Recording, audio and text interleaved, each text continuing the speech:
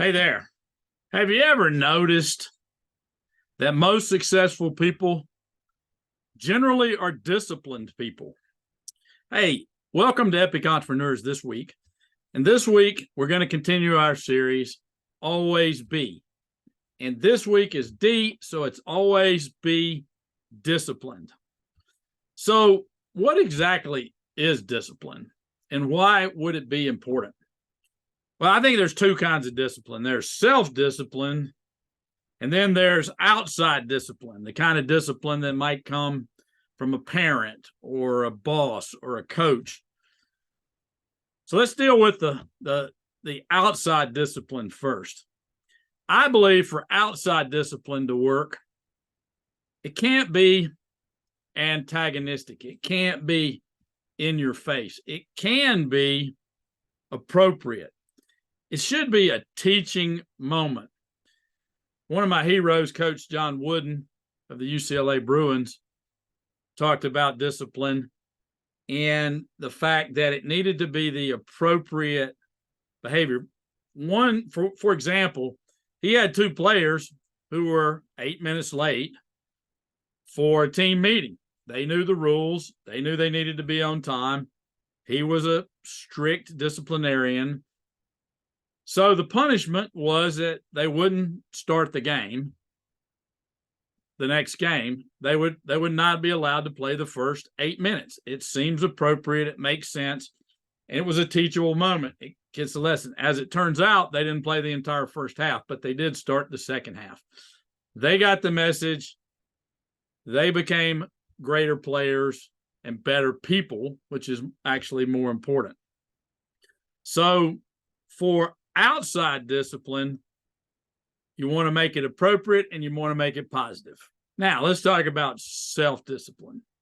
And I believe this is actually a bit harder. And the reason I think it's a bit harder is because I believe it's harder to hold yourself accountable than it is to hold somebody else accountable. I notice all the time when people go into business for themselves, a lot of time is they don't want the accountability that they had when they worked for somebody else.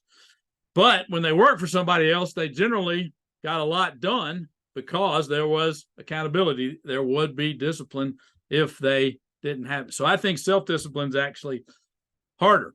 The second thing about self-discipline is we live in a microwave society. I call it the microwave society. And what that means is we can take some food and we can put it on a plate and we can heat it up in 30 seconds. We can eat. We want our things now. We want things to happen greater. Well, that's not how it works in real life and in real success. If you want to be epic, if you want to climb the mountain, you have to do it one step at a time. You have to work your way up the mountain. You can't just automatically jump up there. Success doesn't work that way. It's about delaying gratification. So Jim Rohn says that you can,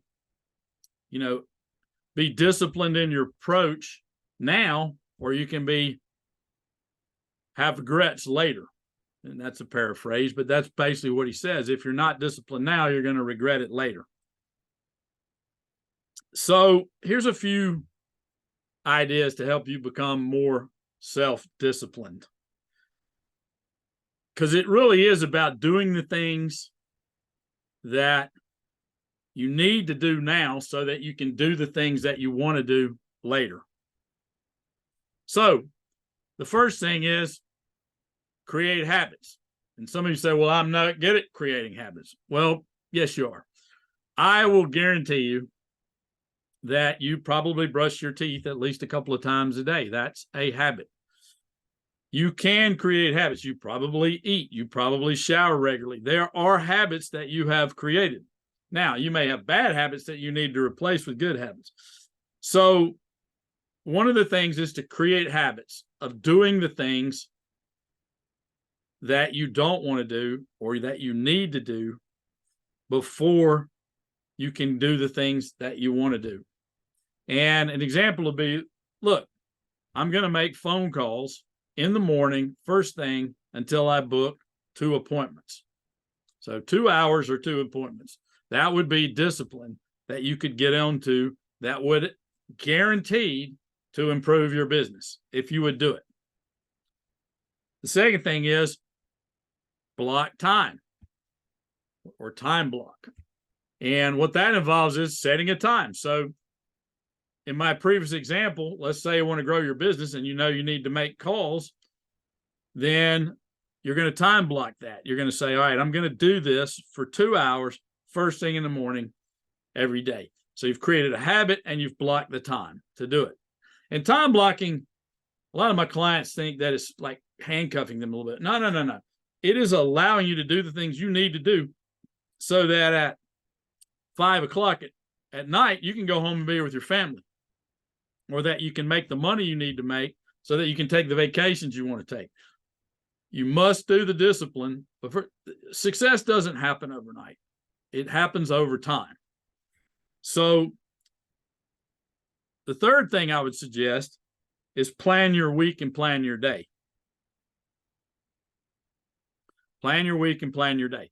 You plan your day the night before, you plan your week the week before. So Friday, latest Sunday, you'll plan your week. What are the things that you want to get done this week? What are your goals? What are your tasks that you need to get done this? If you really want to amp your thing up, I would suggest getting some accountability. Now, you could do that with carrots and sticks. So you could give yourself penalties or you could give yourself rewards. You can also hire an outside agency. Like you could have a buddy, or you could hire a coach, someone like me, to hold you accountable, getting things done that you know you need to do so that you can do the things that you want to do. In any event, discipline is a marathon. It is not a sprint. Discipline is a marathon. It's not a sprint, just like business. Business is a marathon, not a sprint. So go out, create those habits.